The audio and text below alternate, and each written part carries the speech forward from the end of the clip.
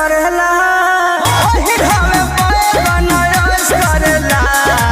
भाई लोग नमस्कार। जी हाँ दोस्तों, प्रमोद प्रेम यादव जी का फैन होंगे तो हो जाइए तैयार, क्योंकि आप लोग के लिए प्रमोद प्रेम यादव जी लेके आ रहे हैं काफ़ी ब्लास्ट लेवल के गाने। तो उसी गाने के बारे में आज की वीडियो में बात करेंगे, तो वीडियो को लास्ट तक देखिएगा। चलिएगा इस वीडियो शुरू करते हैं और जान लेते हैं प्रमोद प्रेम यादव जी के आने वाले गाने के बारे में। दोस्तों गाने का नाम है बेगनवा लीला। इस गाने को प्रमोद प्रेम यादव जी ने गाए हैं।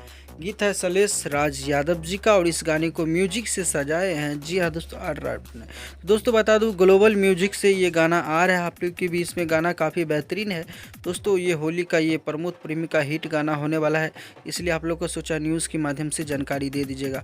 अगर प्रमोद प्रेमी यादव जी को दिल से लाइक करते हैं तो चैनल को सब्सक्राइब और वीडियो को एक लाइक करिएगा, क्योंकि प्रमोद प्रेमी से रिलेटेड न्यूज़ हमारे यूट्यूब चैनल पर मिलती रहती है। मिलते हैं नेक्स्ट वीडियो के साथ, तब तक के लिए bye, take care, love you all, धन्यवाद।